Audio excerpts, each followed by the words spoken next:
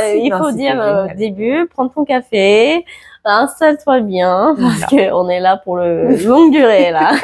Oui, c'est clair. Posez-vous tranquillement. Bon, ça faudra le dire plutôt au début. Yeah. On va faire un petit on va déporter au début. On se pose tranquille, on prend le temps, on est bien, on est chill. Ouais, literally. Donc, bonjour tout le monde. Bienvenue dans ce petit podcast. Bienvenue à Jess, ici Thank présente, you que for je vais having me. interviewer aujourd'hui. Et que du coup, je vais laisser se présenter comme tu veux. Voilà, décris-nous qui tu es, Okay. comme tu le veux. Je m'appelle Jess, du coup, je viens des États-Unis, mais je suis moitié française. Je suis née ici, mais j'ai vécu toute ma vie là-bas. Ok. Jusqu'à quel âge du coup? Jusqu'à, il y a 6 ans. J'ai déménagé ici il y a 6 ans. Okay. So I think c'est 24. J'ai passé mes 30 ans cette année, donc. Bientôt 29, on n'est pas très loin. I'm in a midlife crisis. Okay. Donc, j'ai 30 ans. Mon passé un peu, passé sportif, j'étais gymnaste de assez haut niveau, très jeune. Et j'ai dû arrêter à cause d'une blessure de dos. Et voilà, après, je me suis dit, qu'est-ce que je vais faire de ma vie? Et ça m'a mis dans le coach sportif. Ok, c'est ça qui t'a donné envie d'aller, mon background un petit peu. Et la raison que j'ai déménagé en France, c'était raison personnelle. Je voulais être capable de parler français. Ok. Et parce que je parlais pas trop. Et mon père, il est français, mais il m'a pas parlé en grandissant. Et ça me gênait toujours de pas pouvoir parler avec ma famille. Ah ouais, d'avoir cette distance de language, du coup. Et maintenant, je parle couramment français, franglais, on va dire. Tu parles couramment tu veux, oui, mais tu vas voir, ça va être un peu franglais. Je trouve pas, enfin, c'est pas choquant. Autant il y a des personnes où moi ça m'irrite. Je me dis qu'est-ce que ça vient faire, mais c'est pas, c'est naturel en fait. C'est pas forcément. Tu le forces pas quoi. Non, c'est vraiment ma langage depuis 6 ans. 6 ans. Mais du coup, tu es proche maintenant de ta famille en France. So j'ai toujours dit je veux mieux connaître ma grand-mère du coup. Moi, je suis grand-mère en esprit. Et donc, j'ai vécu un peu avec ma grand-mère et ça s'est vraiment très bien passé. Et j'ai pu vraiment à la connaître et mieux que je croyais parce qu'on était confinés ensemble. Donc, c'était pendant le confinement. Ouais, c'était depuis. On a vécu. Je vivais avec elle après ma déménagement. C'était le plus simple de venir ici et de m'installer avec elle. Et après, on a vécu 3 ans ensemble à cause de Covid. Donc 2 ans plus que j'avais prévu. Mais c'était cool quand même. Et on a partagé plein de bons moments. On a voyagé ensemble. Et j'ai vu que moi, je suis plus grand-mère que ma grand-mère, je crois. C'est-à-dire non, mais vraiment, dans quel tout le monde qui me connaît. Dans le sens où on était en Égypte. Et c'est moi qui me couchais à genre 22h. Ah, d'accord, dans les petites habitudes où on dit les côtés routiniers. Elle se couche à 2h du matin. Moi, c'est dodo à 22h. C'est elle qui veut donner du vin à chaque repas. Je suis en mode mollo. Du vin à chaque repas. Non, mais j'ai toujours été, j'ai toujours été grand-mère en esprit. Mais c'était très drôle de vivre avec elle. C'était cool. Trop chou. C'est génial d'avoir une grand-mère active comme ça. C'est super cool. Et du coup, le reste de ta famille vit aux États-Unis. Ouais. Donc, il y a ma mère dans le nord et puis mon père, mon frère, sœur dans le sud, Georgie. Okay. Ils ont, mon frère et ma sœur, ils ont jamais été aussi curieux de la côté notre nationalité française. Okay. Et moi, toujours depuis l'âge de 10, 11, 12 ans, j'ai dit à ma grand-mère, un jour, je vais vivre à Paris. Et je savais pas quand. Mais en gros, j'ai graduate from l'université avec mon diplôme en 2017. J'ai travaillé avec une compagnie Exos, que du coup, aujourd'hui, je travaille avec eux. Mais j'ai été stagiaire avec eux en Arizona. J'ai vécu là-bas 1 an et demi. Et après, j'avais une rupture avec mon ex. Et je me suis dit, c'est le moment, je me casse. Je me casse parce que j'étais pas dans un boulot où ça me passionnait de ouf. J'étais juste dans un boulot de coaching, mais c'était pas le boulot de mon rêve, mes rêves. Donc je me suis dit, c'est maintenant ou jamais. Et je sais que ça me faisait un peu peur de déménager en France parce que tu laisses toute ta vie. Et donc c'est drôle comment le cerveau il marche parce que quand j'ai pris la décision, je me suis dit, je vais partir 1 an ou 2 max, genre max. Et là, 6 ans plus tard, je crois que c'est là, 6 ans plus tard, tu vois que tu prévois rien du tout en fait. Ouais. Et bah il y avait Covid entre temps, il y avait plein de choses entre temps. Et maintenant, je suis un peu dans une période de qu'est-ce que j'ai envie de faire. Et c'est comme si le cycle le cycle a fini. Je pense que tous les 5 ans à peu près, il y a une cycle qui change. Et tous les ans, moi j'ai l'impression. Ouais, et moi même peut-être. Ouais, c'est assez fréquent, c'est chiant. Je comprends. Mais je me dis là maintenant, qu'est-ce que j'ai envie de faire? Et j'ai l'impression, j'ai le même sentiment de il faut bouger les choses. Et je sais pas ce que c'est. Donc. Mais après, dans un sens. Tu vois, enfin, je te dis ça, le fait de pas savoir, ça t'ouvre toutes les possibilités aussi. Donc c'est infini, donc c'est génial. Donc ça fait un peu peur, forcément. Mais en même temps, c'est super excitant parce que tu te dis, tout est possible, quoi. Ouais, tout est possible. Et je me dis, je sais que c'est un truc que plein de femmes on traverse dans les trentaines. J'ai pas d'enfants encore. J'ai envie d'avoir une famille et des enfants, mais pour l'instant, ça me retient pas. Au niveau de, je peux partir à tout moment, je peux recommencer ma vie quand je veux. Et ça, c'est une chance, je trouve, de ne pas avoir d'enfants tout de suite. And so again, je suis dans la mentalité de c'est maintenant ou jamais. Mais c'est jamais, c'est pas jamais. Mais tu sais, c'est maintenant. Il faut faire les choses qui te fait peur. Même dans mon métier.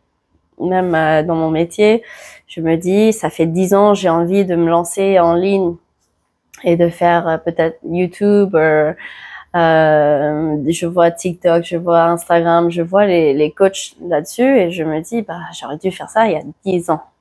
Et je recommence tout le temps. C'est maintenant, il faut le faire. Mais après, ça veut dire qu'il y a un truc qui te paralyse aussi peut-être un peu derrière. Et puis souvent, enfin, on parle souvent du pourquoi. Que ce soit nous dans le sport ou même en général, c'est-à-dire est-ce qu'au final ton pourquoi est suffisamment fort pour casser toutes tes peurs aussi à côté. Bon, je pense que peut-être qu'on a la même chose, mais moi mes freins ça va être beaucoup le côté me faire juger, tout ça, l'image que je vais renvoyer et au final c'est pareil, c'est que toi dans ta tête et moi je l'ai vu parce que pendant que j'ai fait ma prépa bodybuilding, j'ai documenté sur YouTube. Et en fait, pareil, tu as ce truc où tu dis, bon, tu vas te montrer en te préparant, donc à moitié à poil tout le temps. Et bon, après, je le voyais pas comme ça parce que c'est vraiment dans le côté, tu sculptes ton corps, donc tu le vois même plus d'une manière sexualisée ou quoi que ce soit. C'est vraiment juste comme une sculpture que tu es en train de tailler. Exactly. Et du coup, je m'en fichais vraiment le côté regard des autres à ce moment-là parce qu'aussi, je voyais que ça pouvait impacter positivement d'autres personnes. Et ça, c'était plus fort que tout. Et donc, après, le reste, ça te passe dessus, quoi. No, it's so true. But le bodybuilding, je me suis toujours posé la question. Donc, la question sur toi, c'était quoi les impacts mentaux sur ça? Parce que, parce que, podcast sur toi, ok? On a inversé. Ok? Because pour moi, vraiment, non, mais il y a plein de gens qui m'ont dit, tu devrais faire bodybuilding, tu devrais. Et moi, j'ai jamais essayé parce que les troubles alimentaires. Et ça, c'est un truc où je suis très ouverte parce que je trouve que la plupart des gens, quand j'en parle, me disent j'ai traversé un boulimie, un truc, plein de choses. Et après la non, even combat, juste en général. Oui. Et c'est moi, j'ai traversé juste binge eating, je sais pas. Oui, on le dit souvent, pareil, binge eating. And it's vu. Il y a des gens qui voient ça comme juste tu manges trop, mais c'est pas ça, c'est vraiment, c'est comme la bulimie sans throwing up. L'hyperphagie, on appelle ça. Exactly. Mais donc ça, c'était un truc où j'avais du mal en grandissant. Ça a commencé en lycée, ça a fait des années avec ça.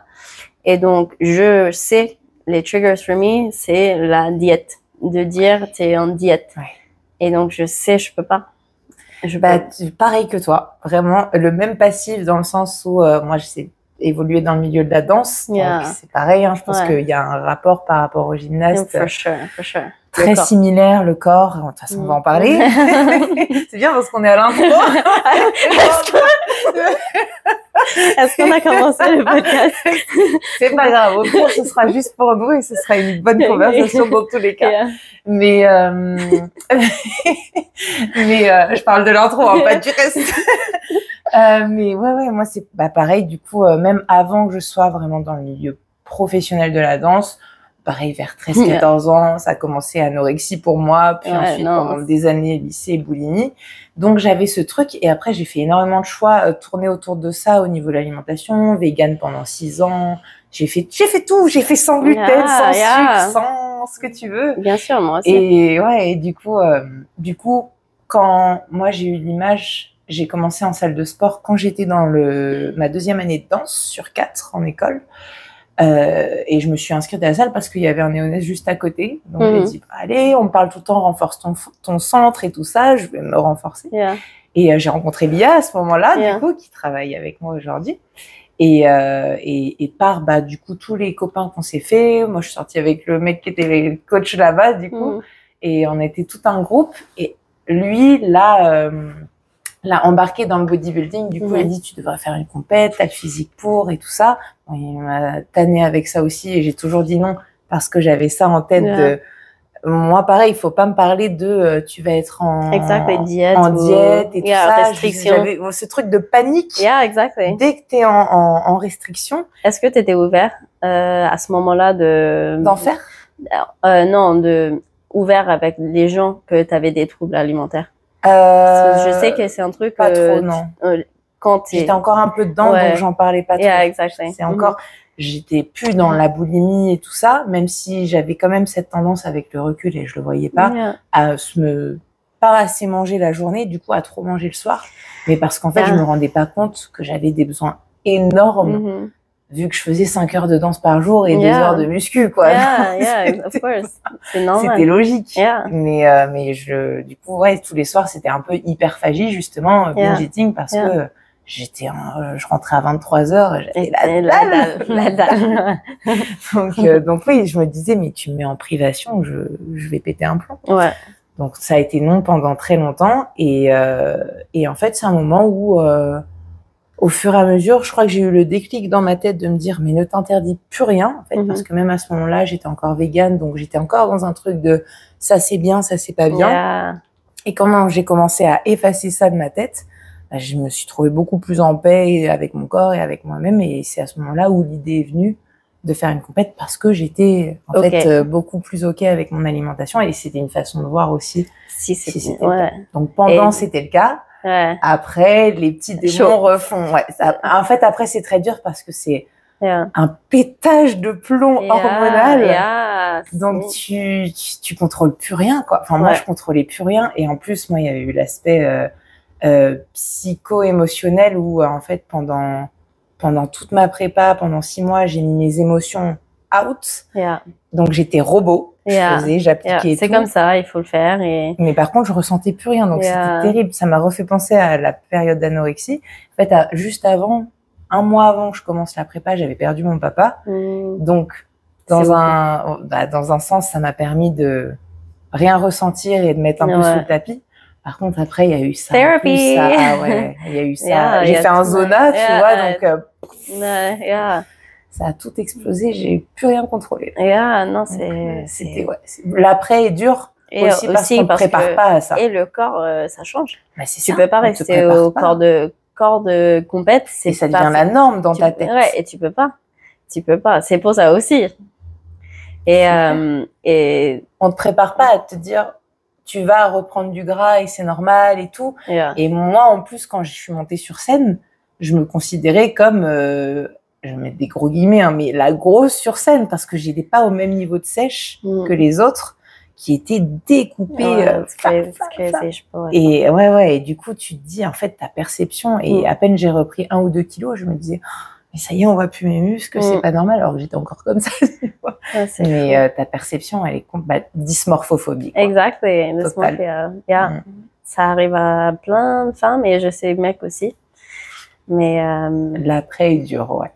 Mais il faut, je trouve, il faut en parler. Il faut parler des troubles alimentaires, les trucs qu'on traverse, et beaucoup je trouve qu'il y a beaucoup font du bodybuilding sont passés par les TCA justement avant. C'est quoi?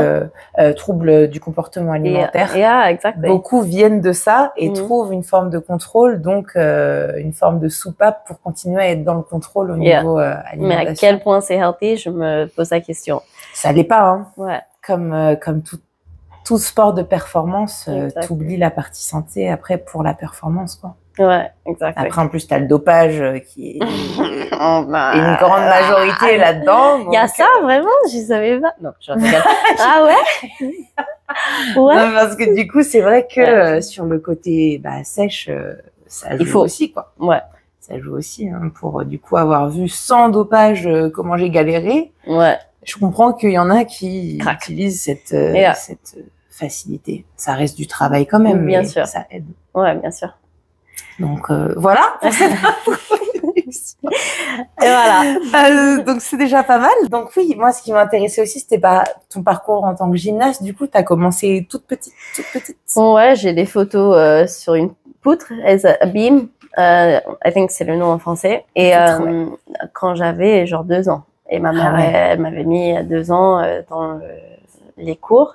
Et je pense très vite, ils ont vu que j'avais un talent là-dessus, et j'ai aussi le corps pour. Tu peux pas être hyper grande. Ce soir, je pense qu'ils ont vu, j'étais puissante et que ça allait. Et tu fais la décision assez tôt pour les gymnastes. Genre, tu décides avec les parents et les coachs. Est-ce que tu as envie que ça soit un truc full-time compétitif? Et donc, à genre 6-7 ans. Ah oui, il y avait déjà cette décision à prendre. Exactly. So, c'était tout de suite les compètes on voyage aux États-Unis. C'est un sport où mes entraînements, j'étais homeschooled, donc école à la maison. C'est quoi le nom en français? C'est ça, école à la maison. École à la maison. Et j'avais mes entraînements de 8h à 11h, le lundi, mercredi, vendredi. Et aussi de 17h à 21h le soir, genre 30 heures par semaine. C'est 5 heures par semaine, c'est 2 fois par jour, c'est 2 fois, 1 fois, 2 fois, 1 fois. 7 ans. Ça c'est, 8 ans, 8-9 ans. Et donc ça demande beaucoup à ton corps. Mais à cet âge-là, tu rends pas compte. C'est ton normal, c'est ta vie. Toi, t'étais dans quel état d'esprit à ce moment-là? Tu subissais un peu ou t'étais toujours c'est drôle quand je regarde mon parcours de gymnastique, parce que je souviens pas beaucoup de mon enfance. Parce que je pense le routine d'aller tous les jours, tu mets ton cerveau un peu en off. Je comprends. Et donc je suis fière de mon parcours gymnastique, mais je sais pas si je mettrais mon enfant dedans. Et si je mettrais mon enfant, c'est vraiment, je vais lui dire, t'as le droit d'arrêter quand tu veux, dis-moi quand ça te plaît plus. Parce que il y a une culture dans la gymnastique où c'est très dur avec les enfants, et je trouve que c'est trop dur trop tôt. Et t'as peur de dire ce qui va pas, quand t'as mal, t'as juste peur. Et t'as les coachs, et après t'as les parents derrière qui te coachent en rentrant. Donc, et je sais que mes parents, ils voulaient juste le mieux pour moi. Et ils voyaient, j'avais une talent. Mais je pense que c'est trop dur, trop tôt. Et je trouve que j'ai raté un peu de mon enfance en faisant ça. Juste pas pouvoir aller à l'école, d'avoir des amis à l'école, je me sentais toujours à part. Vu que tu avais un rythme différent. Exactly. Et t'as une hygiène de vie très stricte aussi déjà à cette époque-là.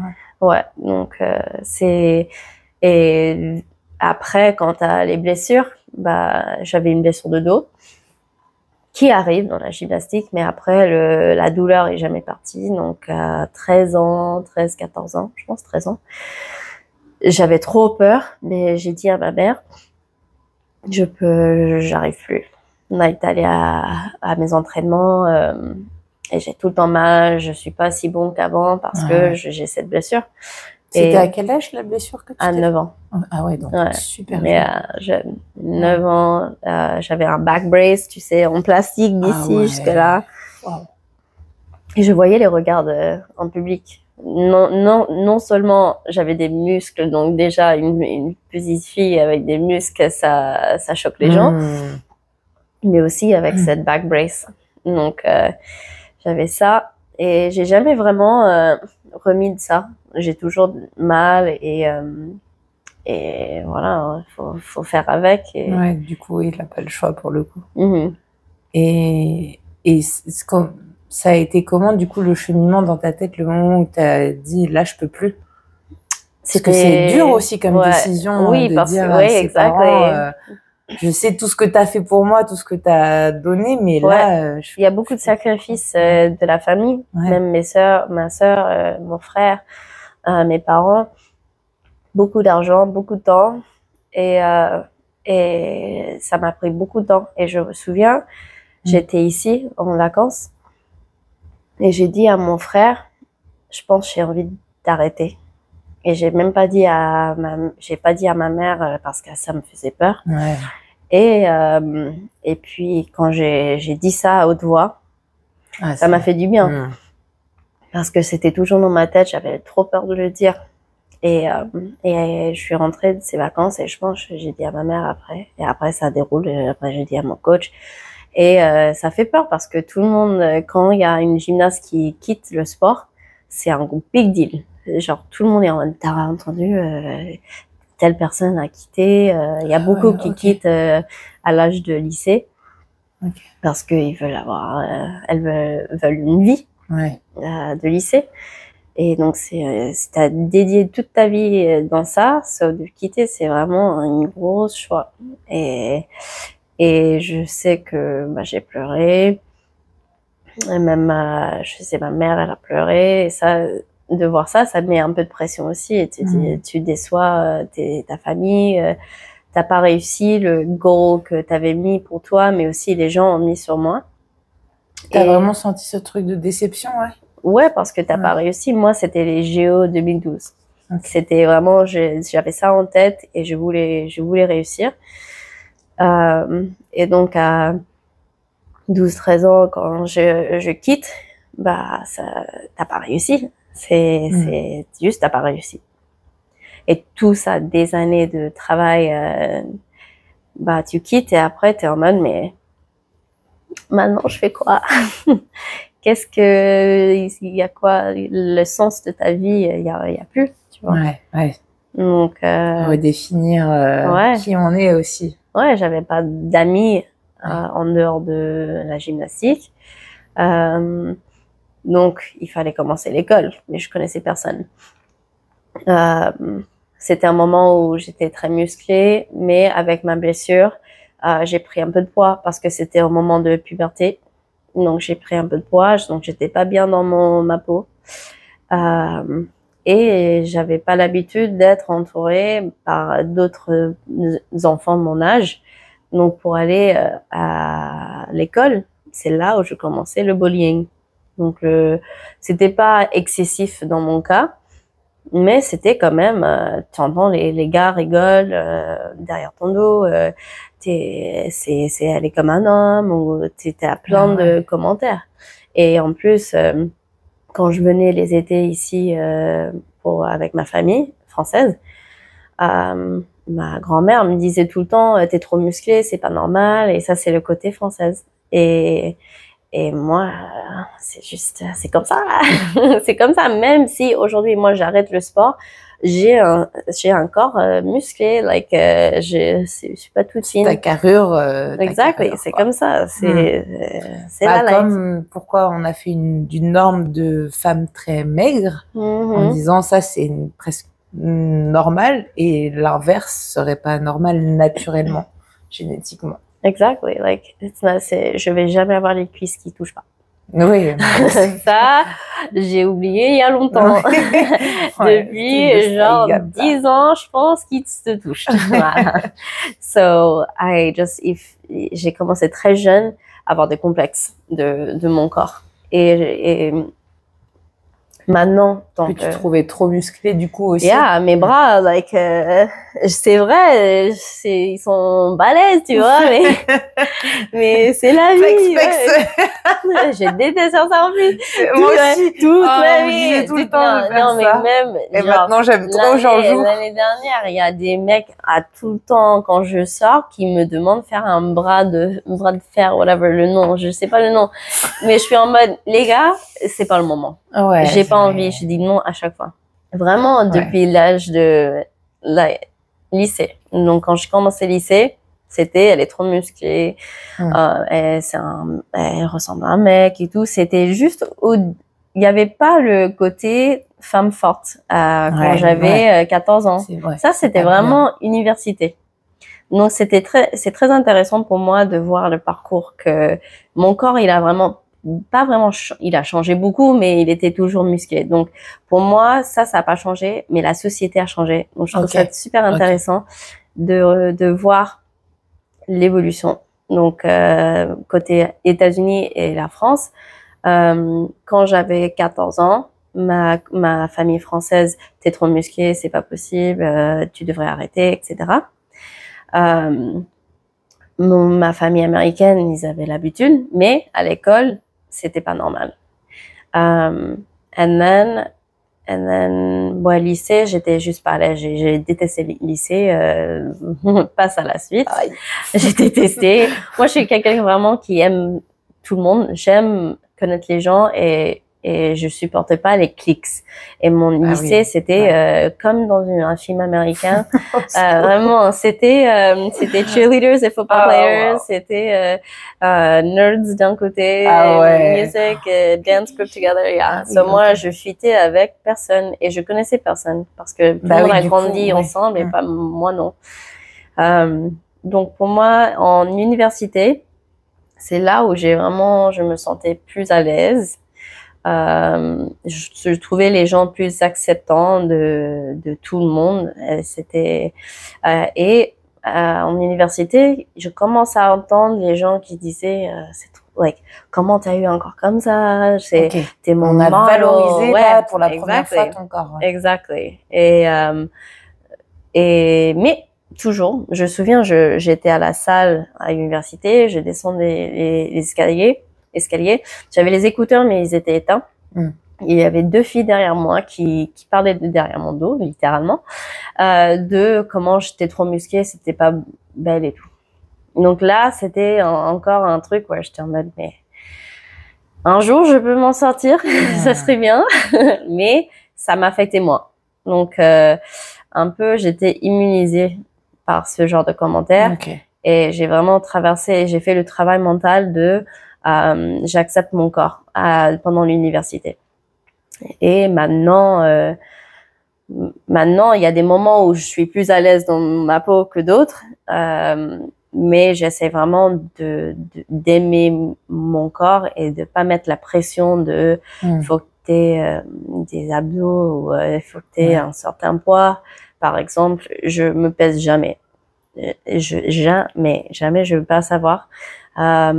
Et quand mes clients me disent mais je me pèse tous les jours et ça bouge pas, et je leur dis arrête, on s'en fout. Qu'est-ce qu'on s'en fout? Juste, ok, il faut être healthy, mais pourquoi tu te pèses comme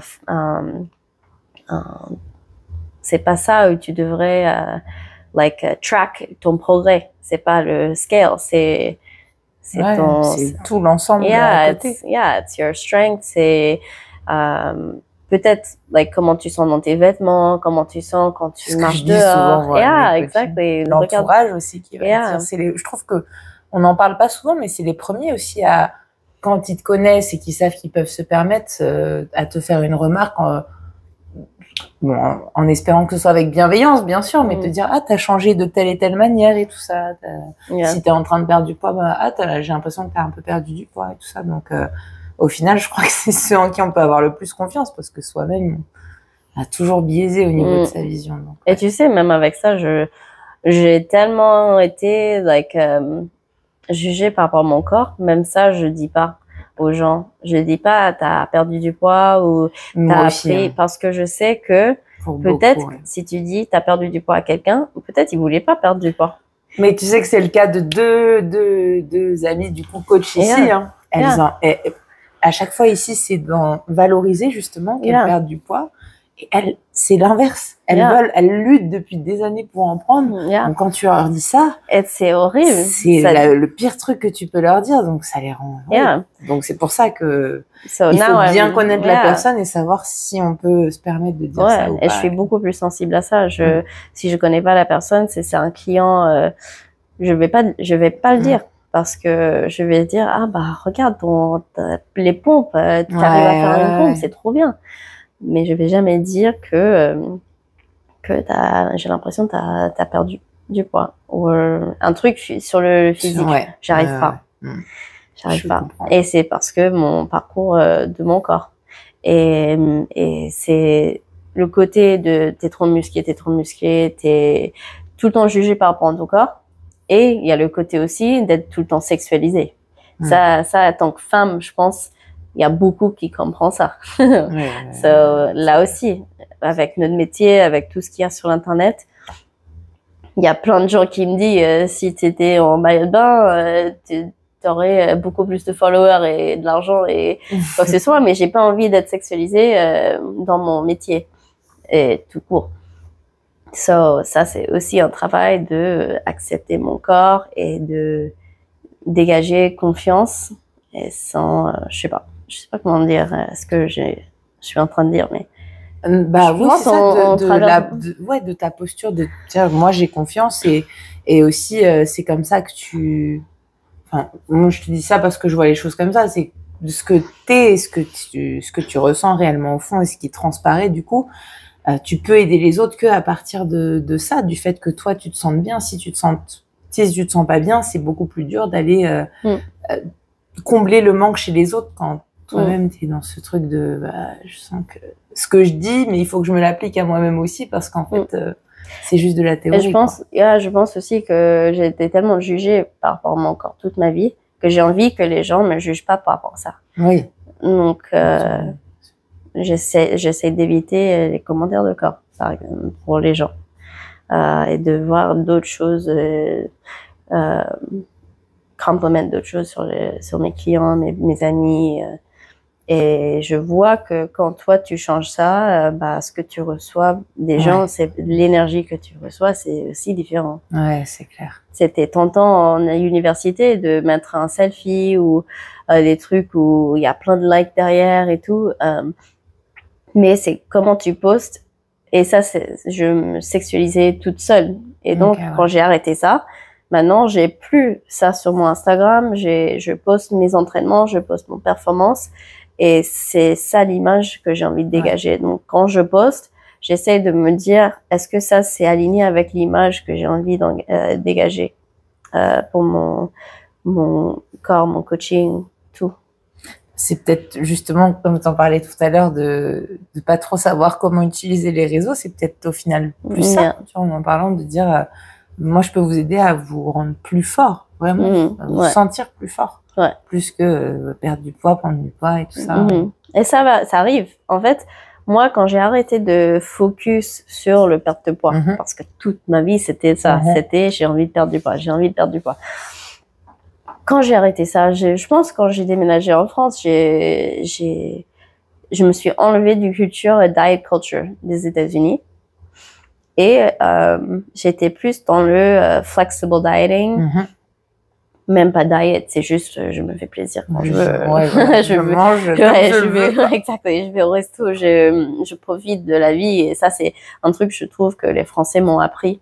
Okay. C'est les bons vivants, de kiffer ce que tu manges et de vraiment manger la sauce parce que c'est bon, pas parce qu'il y a des calories, de voir la bouffe en tant qu'art, c'est art et c'est très bon et c'est un moment de partage et c'est pas que protéines, féculents et du gras. Je peux pas. Mais du coup, c'est marrant ce paradoxe du coup. Que la France t'ait enseigné ça, ce truc de profiter de ce moment à table, et à côté de ça, d'avoir ressenti plus de critiques et plus de jugements sur ton corps. Ce qui est quand même fou. Tu te dis, donc nous, on est des bons vivants, mais à côté de ça, il faut que tu fites parfaitement dans les catégories. Je pense que c'était un bon timing de ma vie, parce que quand je suis venue en France, j'étais déjà plus à l'aise avec le fait que j'étais différente. Et je sais que ça peut être une force aussi. Et je reconnais, même dans les jobs que j'ai eus ici en France, je sais que c'est une force. Et ça me met à part, mais dans un bon sens. J'ai envie d'être un exemple. Et je sais que la France a 10 ans de retard que les États-Unis. Donc, si aux États-Unis, ça a déjà été les femmes fortes, c'est trop bien. Les filles vraiment ont commencé à faire la muscu quand j'étais en université. Je sais que 5-6 ans plus tard, c'est ici. Et ça commence là. Il y a beaucoup plus de femmes dans les salles de muscu. Donc j'étais déjà plus à l'aise avec ça en venant ici. Mais c'est vrai que ça m'a beaucoup aidé de profiter et ça m'a aidé avec mes problèmes alimentaires. Oui, c'est pareil. Au moment où tu t'es dit, je m'interdis plus rien, c'est là où ça a commencé à libérer des choses. Tu te moques de ton corps et tu t'y ajustes. Petit exemple, je travaille chez Google. Et là-bas, on mange tout ce qu'on veut. Il y a des cantines et c'est à volonté. Ça m'a fait peur. Ça m'a fait peur parce que je me suis dit, si je peux manger ce que je veux, il n'y a pas de restrictions financières. Tu manges, tu prends ce que tu veux. J'avais trop peur pour mes troubles alimentaires. Et en fait, le fait que ça soit tout le temps là, tout le temps disponible, ça va. Je mens pas s'il y a des desserts tous les jours, mais c'est pas grave, je vais manger demain si je veux. Et c'est comme ça où tu vois vraiment la restriction de diète. Pour ça, je comprendrais jamais le no sugar challenge ou truc comme ça. Ce truc qui te fait vriller dans ta tête. J'avais vu comme ça une fois. Je me suis dit, mais pourquoi? Parce que t'as une nana qui l'a fait, donc 30 jours, elle a tenu ses 30 jours et tout, nickel. Et à la fin, elle fait ça en prenant un truc énorme de glace, de cookies, c'est tout. Elle a mis tout ce qu'il y avait du sucre dedans en mode, là, j'étais en manque, là. Donc, elle est malade après, c'est sûr. Ouais, c'est ça. Tu peux pas faire ça. Au final, je suis pas sûre que ce soit ça le but de la détox du sucre. Donc oui, c'est ça. C'est à partir du moment où tu te dis, en fait, je peux tout m'autoriser, t'en as beaucoup moins envie que quand tu te dis surtout pas de chocolat, surtout pas ça, ou ton cerveau tout de suite il te dit vas-y prends, mange vite, t'en as besoin. Exactly, tu peux pas. Et il faut juste penser c'est quoi le mieux pour mon performance. Encore une fois, c'est pas qu'est-ce que je peux manger pour mes abdos, c'est qu'est-ce que je peux manger pour mieux me sentir aujourd'hui. Je sais quand je mangeais un pot de Ben & Jerry's, le lendemain, je suis fatiguée d'un niveau, j'ai des problèmes d'articulation, vraiment, je me sens gonflée, je me sens pas bien. Donc maintenant, quand je mange, si je veux une glace, je prends une glace, mais c'est juste en excès ou je sais pas en excès parce que je me permets. Et c'est là où c'est le plus important d'avoir un balance et c'est quoi tu peux maintenir toute ta vie parce que le truc de diète pour l'été, en fait, pourquoi pas avoir un corps qui peut sustain toute l'année.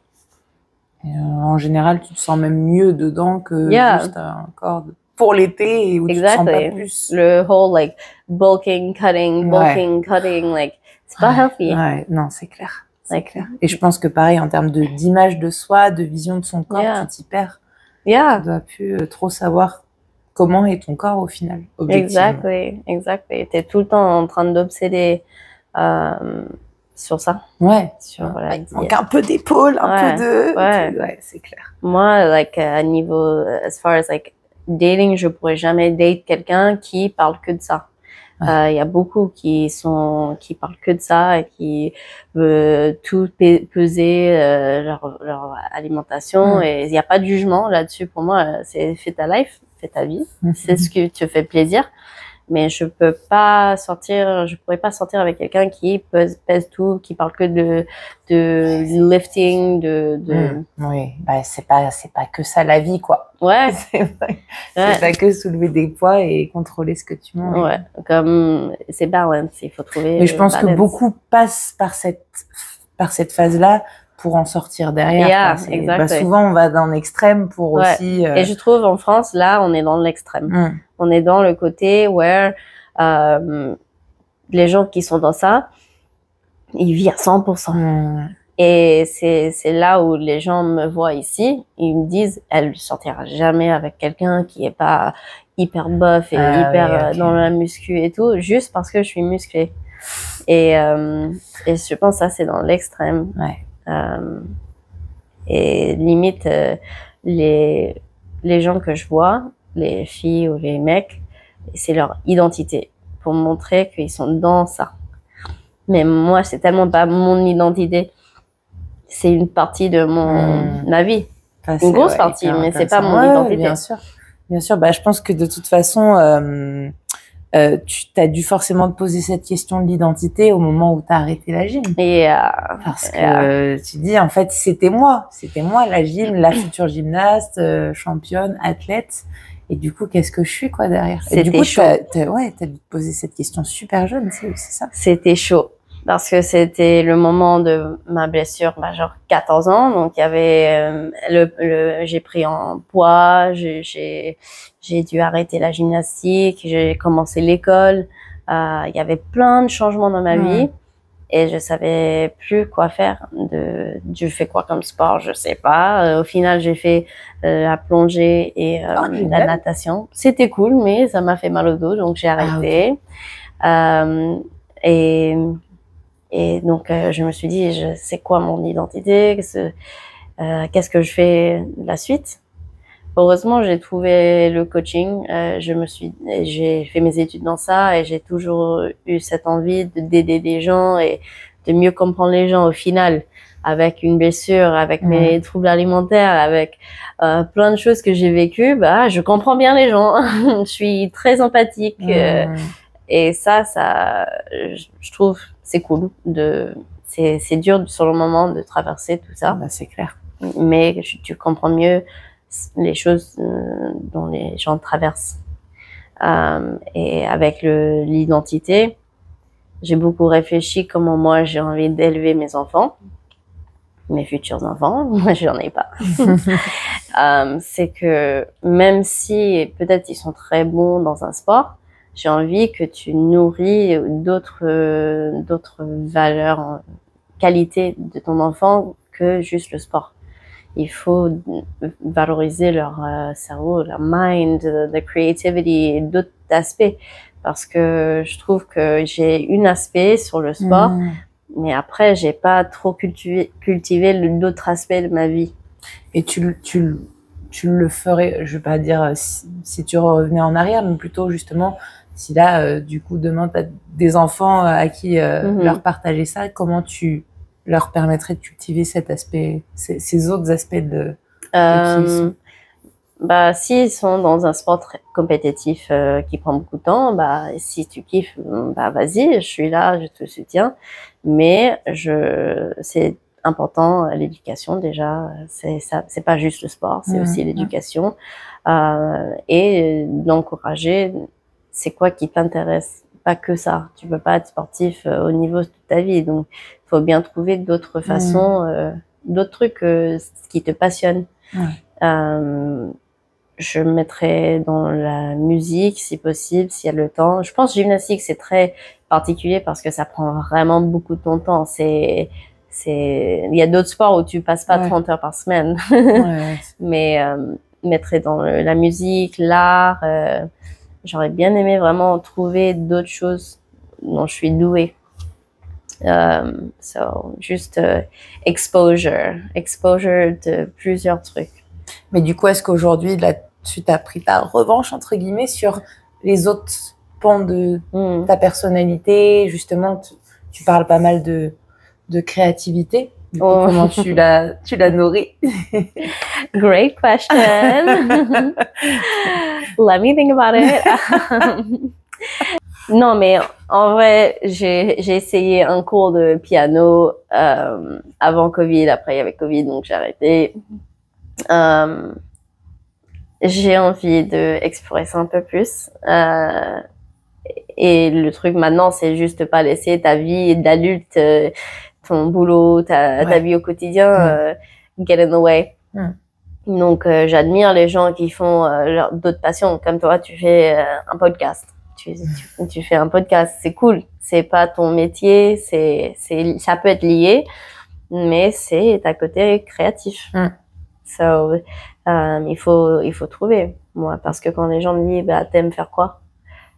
Et moi, je me dis, bah, j'aime m'entraîner, j'aime la nature, j'aime les trucs basiques, mais j'aimerais bien avoir un autre truc en plus. Donc, il faut voir, il faut explorer, un peu comme un enfant, parce que comme j'ai pas eu d'enfance, là, c'est vraiment explorer d'autres avenues. Ouais, du coup, c'est aussi, comme tu dis, pour pas que ton job occupe tout l'espace, trouver du temps aussi pour pouvoir explorer, quoi. C'est ça qui est pas facile avec la vie d'adulte, au final, c'est trouver ce temps pour ça. Ouais, exactement. Jongler entre tout. Exactement. Et d'avoir le truc pour toi. Like, c'est pas ton taf, c'est pas ta relation, c'est pas tes amis, c'est toi, qu'est-ce que t'aimes faire. Et ça, je suis toujours sur la recherche. Ça, on verra. Hein. Dans tous les cas, tous les ans, tu changes, t'évolues, donc je verrai. Mais pour l'instant, je sais pas. Ok. Je suis pas douée en art, en le dessin. Mais oui, si je prends des cours, je sais pas.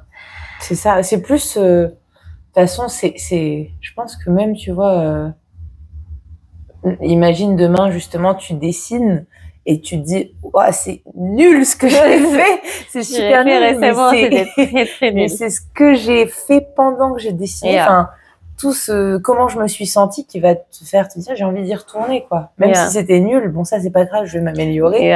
Mais juste, le processus m'a bien plu. Exactement.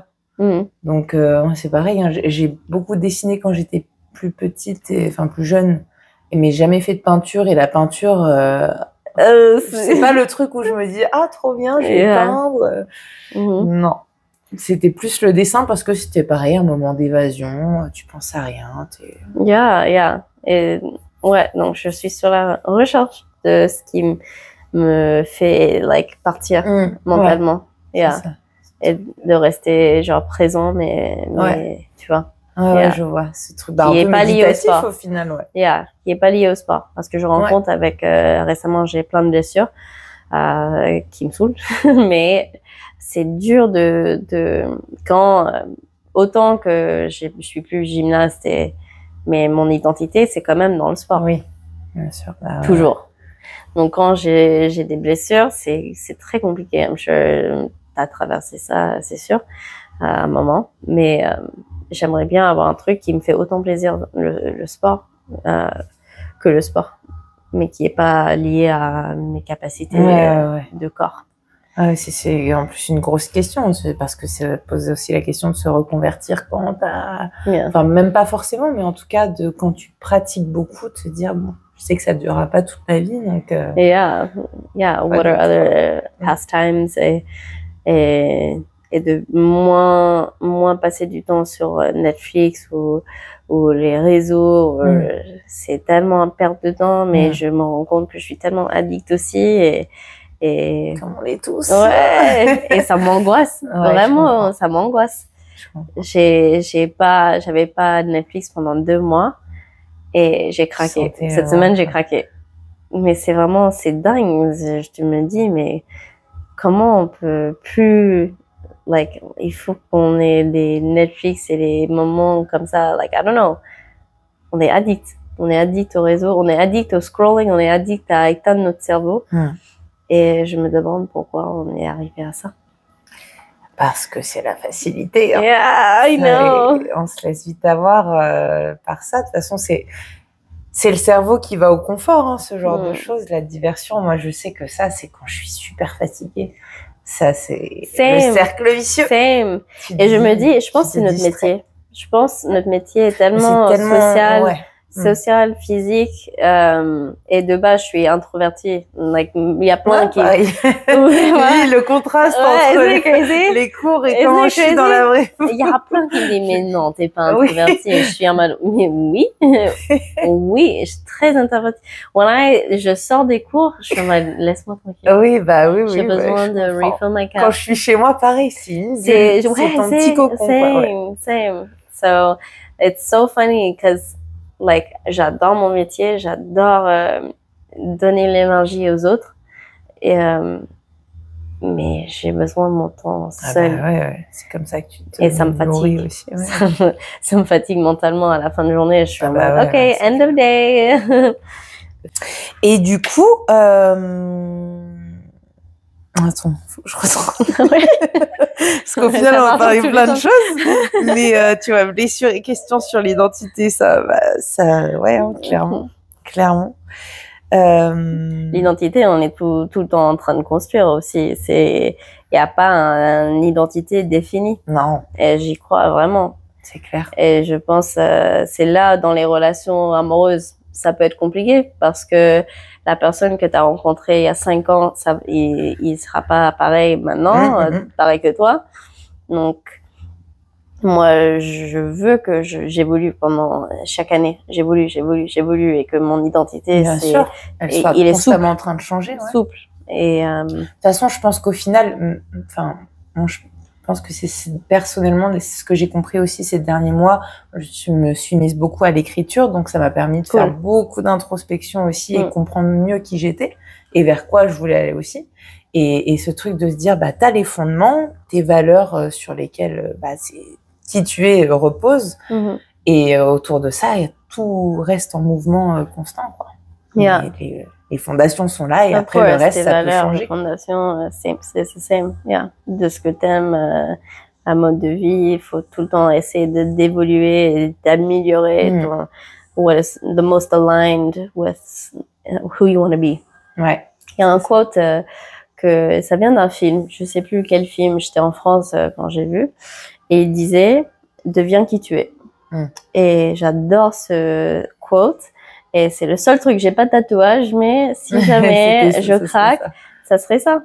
Et je trouve ça tellement juste, deviens qui tu es, become who you are, et ça évolue tout le temps. Découvre sans cesse, ouais. C'est un peu ça, ouais. Ouais, c'est clair. Et puis que tu parlais aussi par rapport aux relations, au final, une relation amoureuse, elle peut te faire aussi, ou même quelle qu'elle soit, hein, mais devenir un peu plus qui tu es en côtoyant quelqu'un d'autre qui est pas du tout ce que tu es. Donc, c'est ça qui est beau aussi, quoi. Tu vas rencontrer des gens qui vont te mettre sur une autre piste et en disant, je pensais pas que, parce qu'ils sont aux antipodes de ce à quoi tu t'attendais, tu sais pas pourquoi, ça fonctionne, quoi. Exact, ouais. Donc, ouais, ça c'est clair. Et, je reviens, du coup, juste par rapport à ce que on disait sur la vision du sport. Du coup, tu as parlé un petit peu de différence aussi entre États-Unis et France, mais du coup, pour toi, je pense que oui, il y a une vraie différence entre la vision du sport aux États-Unis et en France, et notamment aussi le haut niveau. Je trouve qu'on est dans le contexte avec les JO où je trouve qu'on voit, c'est vraiment palpable le fait que nous, en France, on est à la ramasse par rapport à ça. Yeah, I would say, like, les grosses différences que je vois, c'est comment tu grandis, les enfants. Aux États-Unis, c'est vraiment, tu commences tes enfants à 4-5 ans dans n'importe quel sport. Il y a mes neveux, ma nièce qui sont dans le foot. C'est foot pour les enfants, c'est pas le même compétition que moi j'étais en gymnastique, mais tu commences tes enfants très jeunes et je trouve ça cool d'avoir une truc en plus que l'école. Et ici, typiquement, tu vas à l'école et tu rentres, tu vas voir tes potes, je pense, de ce que j'ai compris. Ouais, c'est clair. Et là-bas, c'est vraiment la plupart, ils ont des sports juste après. Et c'est là où il y a le culture sport. Peut-être c'est too much, mais je préfère ça que ici, dans le sens. Après, je suis sportive, donc je me reconnais You're plus like, yeah, aussi. same. I agree. Mais bon, après, tu vois, je sais pas, c'est vrai que ça, je me rends pas trop compte. Mais moi, dans ma famille, on a été mis au sport aussi très jeune parce que ils étaient sportifs, mes deux parents. Donc, ça a été très tôt. Mais oui, c'est vrai qu'il y a peut-être moins ce truc de à 3-4 ans, quel sport tu veux faire, qu'est-ce qui t'intéresse La plupart font plusieurs sports. Ça, c'est la normalité. La gymnastique, c'est vraiment un truc à part. Mais la plupart testent plein de sports. Et après, tu vois ce que tu as envie de faire à lycée, université. Mais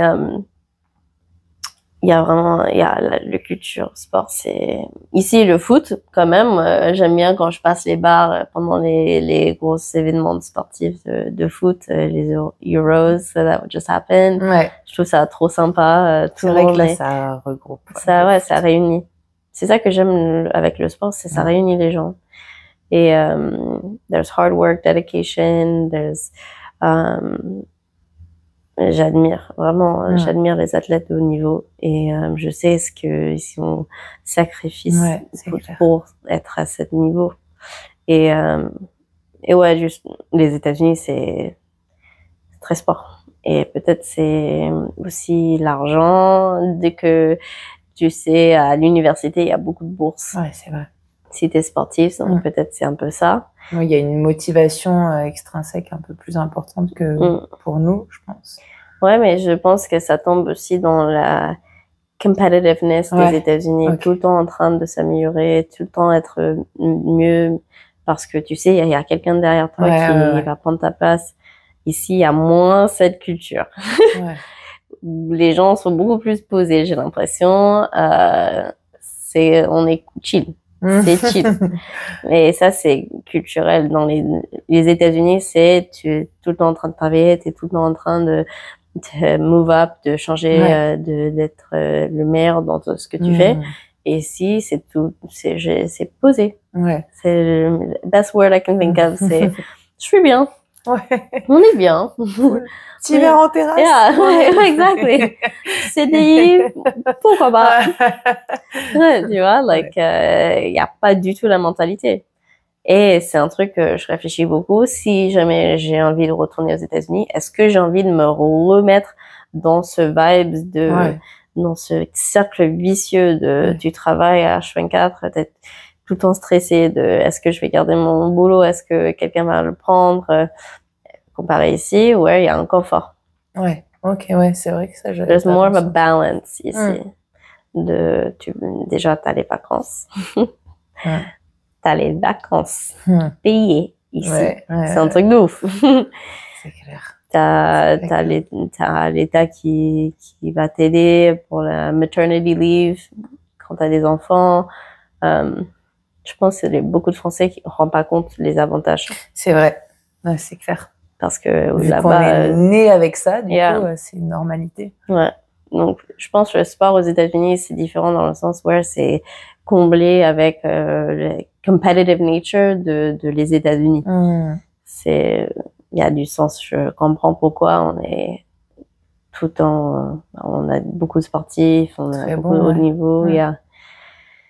Donc, de voir la culture américaine, la culture française, ça m'étonne pas qu'on a beaucoup de sportifs de haut niveau. Il y a des sportifs de haut niveau en France aussi. Je veux pas exclude that non plus, mais c'est juste différent. Il y a une différente culture et d'importance dans le sport. C'est ça, de manière de voir les sportifs, quoi. Je trouve que c'est un peu pareil, paradoxal. Je trouve qu'en France, peut-être juste mon avis qui est faux, mais on va beaucoup glorifier nos athlètes professionnels justement dans ce genre de compétition de haut niveau. On va je sais pas le bon mot, mais combattre avec d'autres nations. Et pourtant, dans la vie de tous les jours, on va avoir tendance à juger les gens qui ont des modes de vie un peu extrêmes, justement, qui font des gros sacrifices sur leur vie. Mais les Français sont dans le jugement. C'est vrai. Là, on peut en parler parce que c'est pas possible. C'est vraiment... Ok, c'est le moment où on va... All right, we're done. Non, mais vraiment, c'est pas possible. Je vais faire un procès pour toute la France. Non, mais vraiment, c'est... Les Français, vous jugez entre vous, c'est un truc de ouf.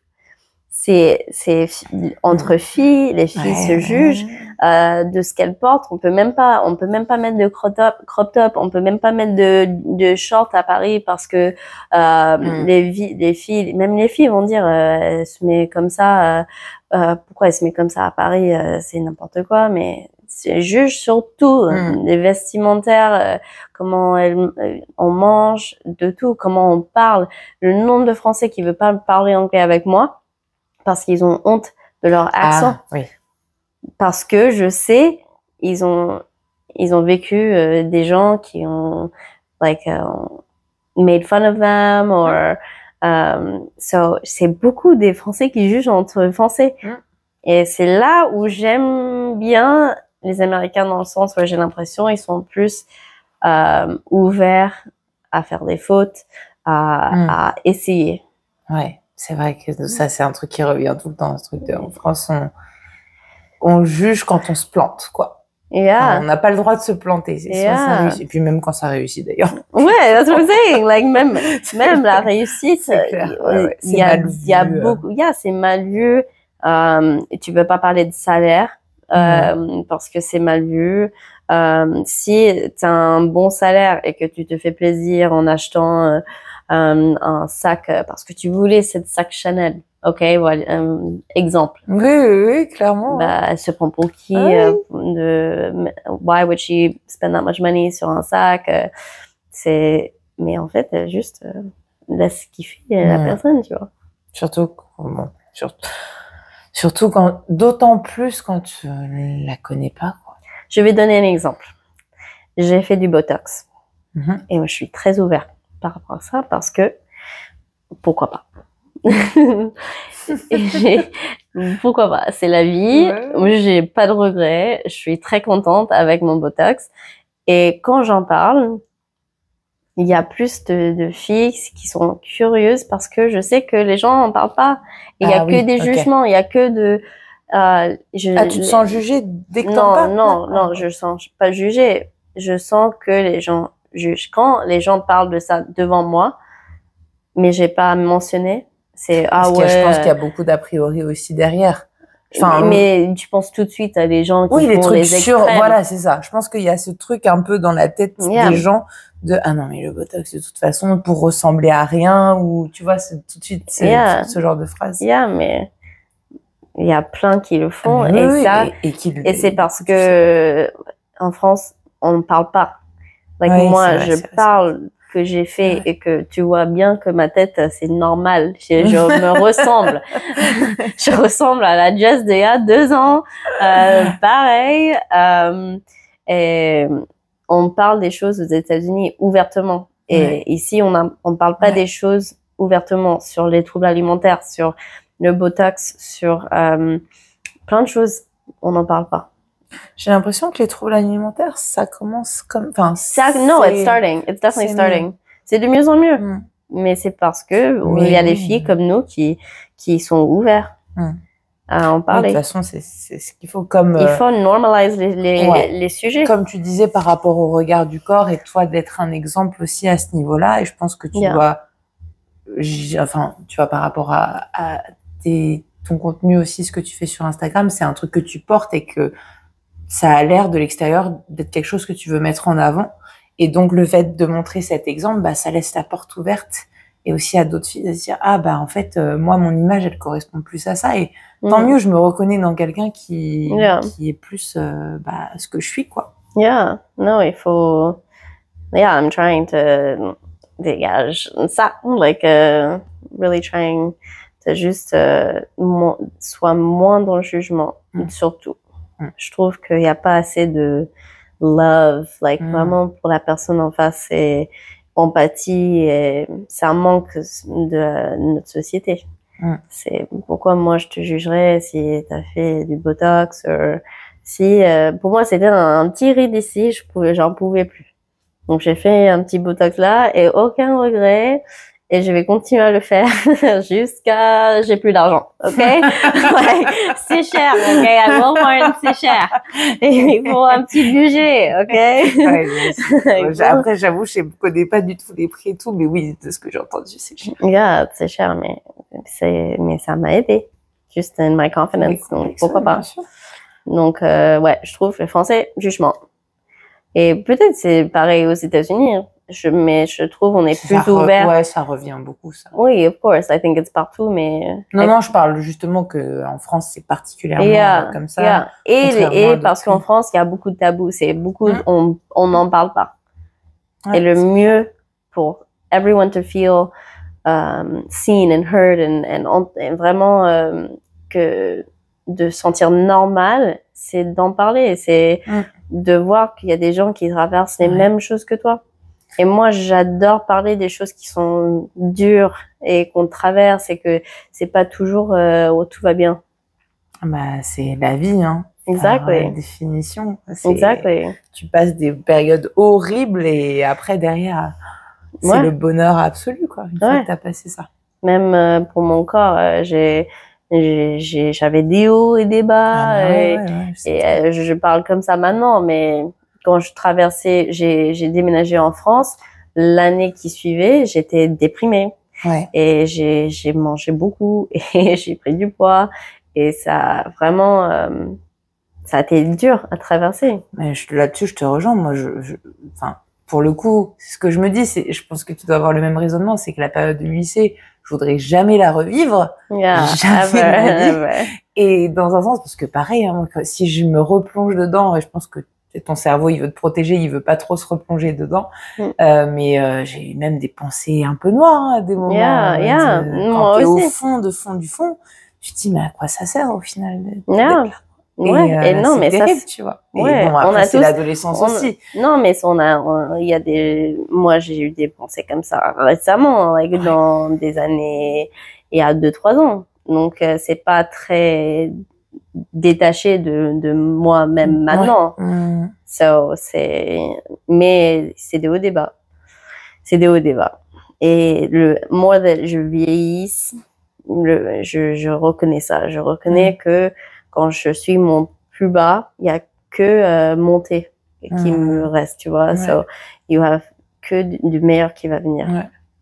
Et quand you're finding yourself going back down, quand t'es down, tu fais tout ce qu'il faut pour survivre. Tu fais quand je suis en dépression, je suis pas bien. C'est quoi une chose aujourd'hui qui peut me faire du bien? Peut-être c'est casser. Peut-être c'est juste marcher 10 minutes dehors. Rien que ça peut être très très très dur quand t'es vraiment pas bien. Exactly. Ou peut-être c'est de verbaliser ce que tu traverses à une copine. Moi, j'ai fait ça quand j'étais très très down il y a 2-3 ans. J'ai dit à ma meilleure copine et je lui ai dit, je pleurais et même elle pleurait avec moi mais juste en parlant avec quelqu'un, ça m'a libérée. Et après, tu sais que il y a quelqu'un là pour toi et que tu vas traverser. Tu vas jamais rester là. Je pense que ça. Mais il faut en parler. C'est sans jugement. Et c'est là où j'essaie d'être un exemple pour les gens, en France, en tout cas, où mon entourage, on en parle. Tu parles de tout ce que tu veux avec moi, même pour ce podcast, je t'ai dit, viens, on parle. Tu poses ce que tu veux comme question. De toute façon, ça se sent. Open. Un open book, comme tu as dit. Vraiment. Il y a plein qui me disent, ça, c'est ton côté américaine. Peut-être. Peut-être. Ou justement, le fait de tout ce que tu as traversé, tu as envie de partager, pas envie de. Et puis, tu parles beaucoup de tabous, justement, le fait d'être face à beaucoup de tabous, tu as envie de dire, allez. on traverse tous les mêmes choses. Donc, pourquoi pas parler de ça, tu vois? Et je pense que ça vient du fait que j'aime l'humain. J'aime le soul connecting. J'aime de voir qu'on est tout pareil et de comprendre pourquoi on fait ce qu'on fait dans la quotidien. Mais du coup, je reviens par rapport à ça, ce que tu disais, parce que c'est vrai qu'on a parlé pas mal de toute la partie gymnaste et tout ça, lycée et tout. Et mais du coup là, derrière, après, tu as trouvé un peu plus de stabilité en venant ici en France et avec du coup au niveau de ton travail. Donc, tu faisais du coaching avant d'être chez Google. Tu étais aussi dans le même... Ouais, actually, j'ai traversé un moment un peu compliqué où il y avait Covid. Ouais. Parce que quand je suis venue en France, moi, j'arrive pas à pas travailler. Je peux pas. Donc, un mois plus tard, après mon déménagement, je trouvais un taf avec Lululemon. C'est une marque de vêtements sport. Tu connais sûrement. Et je voulais travailler avec eux parce que j'avais pas mon équivalence de diplôme et je savais que j'allais rencontrer les gens dans le sport. Et je parlais pas français couramment, donc c'était un moyen de... Oui, en plus, ça devait parler quand même pas mal anglais aussi, j'imagine. Exactly. Anglais, français. Et c'est là où j'ai commencé. Après, j'ai été à l'accueil à Barry's Bootcamp. Et j'ai fait ça parce que je voulais me rapprocher du sport. Mais j'ai jamais été très intéressée d'être le coach avec le micro. Mais pendant Covid, je me suis posé la question, est-ce que je dis tout ça parce que j'ai peur? Ouais. La réalité. J'avais peur. Donc, après Covid, juste avant Covid, pardon, le timeline. Juste avant Covid, j'avais un poste en auto-entrepreneur chez Google de 2 heures par semaine. J'ai toujours voulu le poste à full time. Mais il y avait déjà des coachs, c'était pas possible, mais j'ai été embauchée 1 semaine avant Covid. J'ai signé, Covid, plus rien. Plus rien. J'étais un peu triste parce que c'était mon commencement de coaching à Paris. Et ça a duré très longtemps, le Covid. Ça, c'était en mars 2020. Après, en septembre, j'ai eu le job à Episode. Et 1 semaine plus tard, confinement encore. J'ai dit, en fait, il faut pas signer les contrats parce que on retombe en confinement à chaque fois. Donc, je signe plus le contrat de travail. Donc, il y avait confinement de septembre 2020 jusqu'à mai 2021. C'était très long encore. Ouais, je me souviens. Yeah. And then, en mai, j'ai fait mes auditions pour Barry's. Et en juillet, j'ai commencé toutes les 3 tafs en même temps. J'ai eu Google en plein temps, genre 35 heures par semaine. J'ai eu Barry's quelques heures par semaine, Episode quelques heures par semaine. Ah oui. C'était beaucoup. Ah oui, c'était beaucoup. Mais enfin, j'ai commencé mon carrière en France. Mais pendant ce temps-là, pendant Covid, où il y avait rien, personne me connaissait à Paris encore, donc tous mes amis coachs avait beaucoup de coaching en fait parce que il y avait beaucoup en ligne, en privé et tout. Et moi, je servais à rien. Donc c'était très compliqué. En plus, je voyais tout le monde aux États-Unis qui travaillait parce que ça fermait pas, pareil. Ça fermait pas comme ici. Donc je me suis posé plein de questions. Est-ce que je devrais retourner aux États-Unis? Qu'est-ce que je fous là en fait? Et après, tout a commencé d'un coup. Et quand je vois mon parcours, je suis grateful aussi que j'ai eu tous les jobs que je voulais. Et Barry's, c'était un challenge pour moi de me mettre dans un environnement où je suis pas à l'aise. De me mettre devant 50 personnes avec un micro, c'est mon cauchemar. Vraiment. Ouais, de base. Mais je parce savais... que t'es plutôt introvertie. Exactly. J'ai pleuré. J'étais avec les coachs là-bas qui m'ont formé et tout, et ils m'ont dit, tu viens, on te met sur le mic et tout, Et je pleurais, je voulais pas. Je résistais, je voulais pas, je me sentais pas à l'aise, je voulais pas entendre ma voix sur le microphone. Mais je me mets dans ce genre de situation tout le temps parce que c'est comme ça que tu t'évolues. Ce que tu disais. Tu fais les choses qui te font peur. Voilà, c'est ça. 100%. C'est toujours ce que je me dis dans mes choix aussi. Ça te fait peur, mais c'est que c'est bien. C'est qu'il faut y aller. Mais ça me saoule pendant. Hein. J'étais pas bien du tout. Ça arrive, pas comme bien. Tu dis, ça résiste, quoi. Il y a une vraie résistance. Exactly. And so là, je suis fière de mon parcours de Barry's parce que je croyais pas. Mais il y avait une petite côté dans ma tête où je me suis dit, si eux ils peuvent, moi je peux. Il y a toujours ça. Donc, le fait que j'ai fait, et je trouve que je l'ai bien fait, ça m'a mis un petit boost en mode, tu peux faire les choses qui te fait peur. Donc ça m'a fait peur. Mon déménagement m'a fait peur.